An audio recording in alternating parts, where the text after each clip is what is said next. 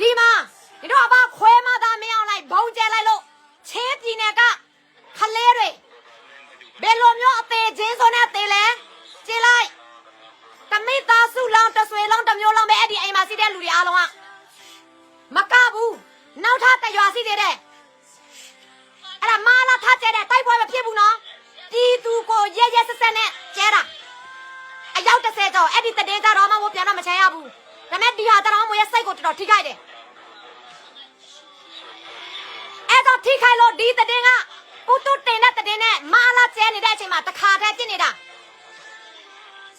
တင်လိုက်တဲ့အချိန်မှာဒီတည်င်းကြတော့လူတွေပြန်တော့မမြင်ဘူးကွာအဲ့ဒီမဲ့လို့ပြန်တင်လိုက်တဲ့တည်င်းကလူတွေကလုံးမြင်တယ်တင်တာလည်းတစ်ခါမကနှစ်ခါမကမာလာကျဲလိုက်တဲ့နေရာတိုင်းကြီးကြီးကျယ်ကျဲလိုက်ပြီလူတွေအများပြသေးပြီဆိုရင်ခွဲမသာပူတုတဲ့တည်င်းတွေသူတို့ပလိုက်တာတည်င်းတွေစပတ်ဆယ်လီတည်င်းတွေမဟုတ်မဟာတဲ့တည်င်းတွေအရေးမကြီးတဲ့တည်င်းတွေကပြန်တော့ပေါ်လာတယ်ဒီလိုမျိုးအရေးကြီးတဲ့နိုင်ငံရေးတည်င်းတော်လိုင်းတည်င်းဘယ်သူမှမမြင်တော့ဘူးအမေစုတည်င်းလည်းဘလောက်ပဲအရေးကြီးလူတွေမမြင်ဘူးအဲ့ဒါငါသူ့ကိုဆဲလိုက်လို့ငါကသူ့ကိုစောင်းမလိုက်လို့သူ့ကိုတတ်မယ်လို့လည်းငါမချိန်ထားရဘူးပြည်သူလူထုကိုစောက်ကြိတ်ခိုင်းတာတာဝန်စစ်သူတွေကိုစောက်ကြိတ်ခိုင်းတာဘာကြောင့်လဲဆိုတော့ဒီလိုမျိုးတည်င်းမလာဘုံကျက်တက်ပြီးဆိုရင်ပုတုရဲ့တည်င်းတခါတည်းတက်လာတာတခါတည်းတက်လာပြီးတော့သူတို့ဘက်ကတည်င်းကတော်ကိုပေါ်တာတော်လည်းပြန့်တယ်အရေးကြီးတဲ့နိုင်ငံရေးတည်င်းတော်လိုင်းတည်င်းအလုံးကလုံးဝမပေါ်တော့ဘူးကွာဒါမှမဟုတ်ပြတာချင်းပြည်နယ်ဘက်ကပဲနော်ရခိုင်ပြည်နယ်မှာမင်းအောင်လိုက်ဘုံကျဲတဲ့အချိန်မှာလည်းအဲ့ဒီစပပရိုက်တာတည်င်းမဲလို့ပရိုက်တာတည်င်းတွေဆယ်လီတည်င်းတွေအလုံးကတက်လာတဲ့ရခိုင်ပြည်နယ်မှာတော့ကမလာကျဲလိုက်တာလူအယောက်90ကျော်သေးတယ်နော်ပထမနေ့သူကျဲတာလူအယောက်90ကျော်သေးတယ်အလောင်းပေါင်းများစွာလူစားလို့မရဘူးနှစ်ရက်နောက်ပိုင်းမှာရောက်80ကျော်သေးတယ်အဲ့ဒါတွေကြတော့ view စာနေတဲ့ခွဲမသာစိုးလွင်တော့လင်မရတဆင့်ခံပြန်တော့တင်ပေးတာ reaction လုပ်ပေးတာမရှိဘူးဘယ်ငွေစားတဲ့ဆယ်လီအကောင့်မှဒီရခိုင်ပြည်နယ်ကပြည်သူလူထုစစ်ဘေးဆောင်အဲ့လောက်သေးတယ်အဲ့ဒီဆေးရုံထဲမှာလူတွေအဲ့လောက်သေးတယ်ဘယ်သူမှ reaction နဲ့ပြန်တော့တင်တာအရန်တနာပါတယ်အရန်ရင်နာပါတယ်မလာရရက်ဆက်ပါတယ်ဆိုတာဘယ်သူမှပြန်တော့မဝေဖန်ဘူးကွာ line ပေါ်မှာငွေစားတဲ့စပဆယ်လီတွေမအေလို့ပရိုက်တာတွေကဘယ်သူမှပြန်တော့မတင်ဘူးသူတို့တင်လိုက်လို့ဆိုရင်လူတစ်ယောက်ကတောက်ခါရလို့လူတစ်ယောက်ကအရိုက်ခံရလို့လူတစ်ယောက်ကအဆင်းနဲ့အပတ်ခံရလို့ဒါပဲသူတို့ပြန်တော့တင်ပြတယ်အဲ့ဒီအဖွားကြီးရဲ့ယောက်ျားလေးရက်ဆက်လိုက်တာရောက်မှလိုက်တာဘာဖြစ်လို့သူ့ရဲ့မိမကိုဒီလိုမျိုးရက်ဆက်တာလဲဘာဖြစ်လို့သူ့ရဲ့မိမကိုဒီမျိုးလောက်တာလဲအဲ့ဒီဖုန်းကြီးကဘာဖြစ်လို့ဒီကိုရင်ကိုရက်ဆက်တာလဲဒီဖုန်းကြီးကိုရအောင်ရေးယူပေးပါဒီဖုန်းကြီးကိုရအောင်ဖမ်းပေးပါဒီဖုန်းကြီးကိုထားလို့မရဘူးဒီအဖွားကြီးရဲ့လင်ကိုလည်းထားလို့မရဘူးအဲ့တလိုမျိုးကြတော့ကွာသူတို့ဝိုင်းပြီးတော့ဆဲနေကြတယ်သူတို့ဝိုင်းပြီးတော့အရေးယူနေကြတယ်သူတို့ဝိုင်းပြီးတော့စိတ်နာနေကြတယ်လူတူတယောက်အတွက်နော်မအလာခိုးပဲမှာတခါတည်းနာယီပိုင်းမှာပဲကျဲလိုက်တဲ့အချိန်မှာသေတာအတောင်းအယုံပဲအလောင်းပါစာမတွေ့ဘူးအဲ့ဒါတွေကြတော့ဘသူမှကိုချင်းမစားဘူးတနာလိုက်တာလာပြမျက်ရည်ခြူတဲ့လူလည်းမရှိဘူးဆယ်လီတွေအိုးဒီမှာကြည့်လိုက်ပြီသူတို့ရေဒီမှာကြည့်လိုက်မအလားကျဲတာလေဒီမှာငါတို့ရဲ့မြန်မာနိုင်ငံသူနိုင်ငံသားတွေငါတို့ရဲ့တိုင်းရင်းသားတွေဘလောက်သေးလဲဆိုတာကြည့်လိုက်အေးအရောက်ပေါင်းများစွာသေးတယ်ဘသူမှပြန်မတင်ဘူးပြီတို့ဘသူမှပြန်မတင်ဘူးโอเคငါတို့အမေစုကစင်လားသေလားအစအနာပြောက်တယ်ဒါနိုင်ငံရေးခေါင်းဆောင်တယောက်နော်သူရဲ့တည်င်းပေါ်လာဖို့ဝိုင်းအော်ပေးရတာပဲချဲပေးရတာပဲသူရဲ့ကမ်ပိန်းကိုလှုပ်ပေးတဲ့အချိန်မှာအရေးမကြီးတဲ့တည်င်းတွေကိုမတင်မိဖို့မမိုးတို့ကောင်းကောင်းမွန်နဲ့တတိပေးတယ်တောင်းဆိုတယ်အဲ့ဒီကြမပြစ်တဲ့ဆယ်လီတွေကြမပြစ်တဲ့ပရိုက်တာတွေရောက်မှနေတဲ့ကောင်တွေမတွေနိုင်ငံအတွက်တော်လှန်ရေးအတွက်ဘာမှစောက်ခင်ဆိုင်တဲ့လူတွေကဘာမှစောက်ခင်ဆိုင်ဘူးသူတို့ဗီဒီယို view တက်ဖို့အဓိကသူတို့ငွေရဖို့အဓိကနာမည်ကြီးဖို့အဓိကအဲ့ဒါပဲသူတို့ခင်ဆိုင်တယ်โอเคအညာမှာမင်းအောင်လိုက်သွားကျဲလိုက်လို့ဟိုတနေ့တုန်းကရင်းမပင်ခရိုင်မှာစစ်ကြောင်းထိုးလာတယ်ပြည်သူလူထုကိုဓာတ်နဲ့ခောက်တာတယ်ကွာပြည်သူလူထုဓာတ်နဲ့ခောက်တာတယ်ထွက်ပြေးရတဲ့သူကဓာတ်တန်ရနဲ့လွတ်လာတယ် မလွတ်လာတဲ့သူကြတော့ပဒင်းချင်းခံတယ်ပဒင်းချင်းတယ်တပ်ပြခံတဲ့လူလည်းစီတယ်မီးဆိုးခံတဲ့လူလည်းတိတယ်စီတယ်ရဲဆက်ဆက်နဲ့ပဒင်းချင်းပြီးတော့တပ်ပြတဲ့လူတွေလည်းစီတယ်အဲ့ဒီရင်းမပင်ခရံတဲ့ကစစ်ဘေးဆောင်အယောက်3000တရက်2ရက်အတွင်းရွာအလုံး20ကျော်မီးဆိုးပြကြတယ်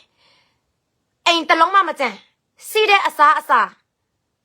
ဆန်စပါးစစ်ခွေးအကလုံးမီးဆိုးတယ်စစ်ဘေးဆောင်နေမဲ့အိမ်မရှိဘူးဒီချိန်မှာຫນွေရသည်ဖြစ်တယ်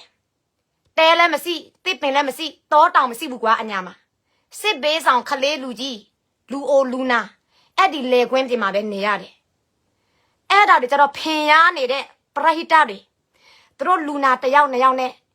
လိုင်းပေါ်မှာစောက်ကြည့်တင်တယ်ဆယ်လီမေလို့ဆိုးလွင်တို့လင်မရတွေတခြားဆယ်လီတွေအဲ့ဒီမိုးဆိုတဲ့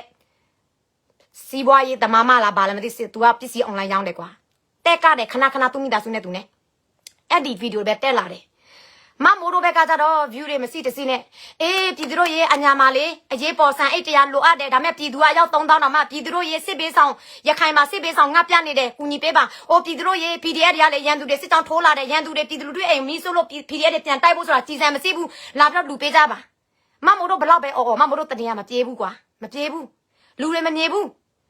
တီးသူတွေဘာပြောလဲဆိုတော့ line တက်လိုက်လို့စင်ဆယ်လီဗီဒီယိုတွေဆယ်လီသတင်းတွေပဲတွေ့တယ်တဲ့မမိုးတို့နိုင်ငံရေးသတင်းတော်နိုင်ငံရေးသတင်းမမြင်ဘူးတဲ့မမိုးကိုစားရတာလည်းတော်တော်ခက်တယ်တဲ့နော်ငါတို့တီးသူတွေဘလောက်ပဲတည်တည်ငါတို့စစ်ပေးဆောင်တွေဘလောက်ပဲဒုက္ခရောက်ဘလောက်အသေးချင်းစုံနဲ့ပဲတည်တည်လူစိတ်မရှိတဲ့သူကသူတို့အတွက်အရေးမကြီးဘူးကွာဒီလားသူတို့အတွက်အရေးမကြီးဘူးနော်တော်လန်ရ6နှစ်ရှိပြီသေသွားတဲ့လူတွေလည်းတော်တော်သေတာများပြီ PDF တွေလည်းအများအပြားအသက်တွေပေးစားရပြီโอเคငါတို့ပြည်သူလူထုလည်းငွေတွေအများအပြားအကုန်ခံပြီးတချို့မှဆိုရင်အိမ်တွေရောင်းချမ်းတွေရောင်းမြေတွေရောင်းဆွေတွေရောင်းငါကိုတိုင်လည်းမြေတွေရောင်းရတယ်ဆွေတွေရောင်းရတယ်ကွာငါမိသားစုဒီ6နှစ်အတွင်းကတူနေဖို့အချိန်မရှိဘူးငါနိုင်ငံသားမှာအေးစစ်နဲ့ငါနေလို့ရတယ်ငါအိမ်ကိုကြည့်လိုက်ငါရဲ့အိမ်စိတ်မှာစုခင်ရန်လာတယ်မင်းတို့လိုမျိုးဘောမပြီးစောက်ပေါက်ပိတ်ပြီးငါနေလို့ရတယ်ဒါမဲ့ငါလူစိတ်စီးတယ်လေငါကိုချင်းစာစိတ်စီးတယ်မင်းအောင်လိုက်တတ်တဲ့လူတွေကတလိမ့်ဆိုင်မဟုတ်တဲ့အတွက်ကြောင့်လူတွေဖြစ်တဲ့အတွက်ကြောင့်သူတို့မိသားစုတွေစီးတယ်သူတို့မှနှလုံးသားစီးတယ်ကွာသူတို့မှနှလုံးသားစီးတယ်โอเคအဲ့ကြောင့်သေသွားတဲ့လူကဘာမှမခံစားရဘူးထားလိုက်ပါတော့ကြံနေတဲ့မိဘတွေအဖေမေတွေကသူတို့ဘလောက်ငိုကြွေးလဲဆိုတာနေတော့ကြားရလားသူတို့ရဲ့အတန်တွေကသူတို့ကလေးသေသွားပြီသူတို့ကလေးသေသွားပြီသူတို့ကလေးအသက်9လလေးနှစ်တစ်နှစ်အရွယ်ပဲသေသွားတယ်ကွာသူတို့ကလေးသေသွားတာသူတို့မိသားစုတွေသေချင်းစုနဲ့သေသွားတာဒီနေ့ပဲသူတို့နဲ့တူအိတ်တယ်တူစားတယ်မနေ့ပိုင်းတော့မင်းအောင်လိုက်ဘုံကျတယ်လို့အသေးချင်းစုနဲ့သေသွားတယ်ဘယ်သူကစဉ်းစားမလို့လဲဘယ်သူကစဉ်းစားမလို့လဲအဲ့ဒါခွဲမတာစိုးလွင်ကသူ့သမီးကသူများတွေလာတော့ဆဲပါတယ်နေ့သမီးကိုသူများဆဲတာပဲသူများမသားရဘူးမေလို့ရဲ့နေတက်ပြီးတော့ပောက်ကွဲနေတယ်သေရတဲ့ငါတို့ရဲ့ပြည်သူလူထုကလေးတွေကြတော့နေတော့စိတ်နေတော့ကိုချင်းစားလားငါကကိုချင်းစားလို့တော်လန်ရဲ့နိုင်ငံရဲ့တနေ့ဖုံးကွယ်အောင်လုပ်နေတဲ့နေတော့မေလို့တွေကငါတက်ဆဲတာဟာမင်းအွန်လိုင်းနေတိုင်းကျဲသားတဲ့ပြည်သူတွေအားလုံးကနေတော့စိတ်ကြီးဆက်ရောက်တယ်လားတလိုက်ဆိုင်တယ်လားကြက်ကလေးငယ်ကလေးတွေလားဟာသေသွားတဲ့ပြည်သူတွေကမိသားစုမရှိဘူးလားအဖေမေမရှိဘူးလားဟာရင်ကွယ်လို့မတဘူးလားမင်းတို့စိတ်ကြီးအဲ့ဒီသေသွားတဲ့လူတွေကမိသားစုကတလိုက်ဆိုင်တယ်လားကွာတလိုက်ဆိုင်တယ်လားနိုင်ငံရေးကဘလောက်ရေးကြည့်လဲတော်လန်ရေးကဘလောက်ရေးကြည့်လဲဒီတော့ခံစားရလား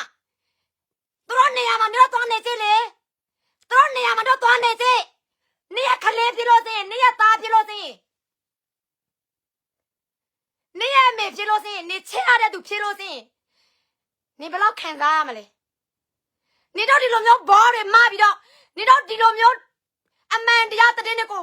မျက်ကွယ်ပြုတ်ပြီးတော့ငါနဲ့မဆန်တယ်လို့နေတော့နေသွားတဲ့အချိန်မှာလူတွေဘလောက်ဆက်ပြီးတော့သေရအောင်မလဲငါတို့ဖီရီတွေဘလောက်ဆက်ပြီးတော့သေရအောင်မလဲဘလောက်ပေးစားရအောင်မလဲစစ်ပြေးဆောင်ရတဲ့လူတွေကဘယ်တော့အိမ်ပြန်ရတော့မလဲနေတော့တနာတဲ့လူကလေပူတူတို့စိုးလွင်တို့ကျန်တဲ့ပရိသတ်တွေနေတော့တနာတဲ့လူနာတွေကလေသူတို့မိသားစုနဲ့အဆုံရှိတယ်သူတို့အိမ်တွေပြန်မကြဘူးအဲ့ဒီအစစ်လောင်ခံတဲ့အဖွားကြီးတဲ့အိမ်ရှိတယ်ပြန်မကြဘူးနော် အခုငါတို့ပြည်သူတွေကတို့မှလေအဖေက PDF ဖြစ်တယ်စစ်တမ်းထဲမှာတည်သွားတယ်အမေကြတော့ဘုံကျဲခံရတယ်ကြံတာသူ့မောင်လေးတယောက်နဲ့သူ့ကိုတယောက်သူ့ရဲ့ညီလေးတသေးလေးကိုခြီးပြီးတော့စစ်ပေးဆောင်ထဲမှာဘယ်သူနဲ့အိပ်ရမလဲဘယ်သူနဲ့စားရမလဲဒီလိုမျိုးပဲစစ်ပေးဆောင်နေရမှာနေရတယ်စစ်ပေးဆောင်စခန်းမှာနေရတယ်အများကြီးပဲအဲ့လိုမျိုးပေါ်ရတယ်မင်းတို့တနာရမယ့်လူတွေအများကြီးပဲရှိတယ်အဲ့ဒီအရေးကြီးတဲ့နေရာမှာငါငိုတာငါပြည်သူအတွက်စိတ်မကောင်းလို့နော်ငါတနာလို့အဲ့ဒီနေရာတွေကြတော့နေတို့ reaction တွေလုပ်ပေးတာတဘာတွေမြင်အောင်ပြည်သူလူထုတွေအမှန်တရားတွေမြင်အောင်အေးငါတို့ပြည်သူကအဲ့လောက်တော့ဒုက္ခရောက်ပါလားဒီအာနာစင်တွေကအဲ့လောက်ရက်ဆက်ပါလားငါတို့တွေကငြိမ်နေလို့မရဘူးနော်ငါတို့တွေရတဲ့နည်းနဲ့ကဲတင်ရတော့မယ်ငါတို့တွေစီးလောင်းရမယ်ငါတို့တွေညီညွတ်ရတော့မယ်တလားတစ်ခါငါတို့ပန်ဝင်ဖို့ငါတို့လည်းဆက်စ조사ရတော့မယ်ဆိုတာမင်းတို့အဲ့လိုမျိုးအသိဉာဏ်တွေမလုပ်ဘူးမင်းတို့အဲ့ဒီမျိုးအသိတရားစိတ်တွေကိုချင်းစာတရားစိတ်တွေမရှိဘူး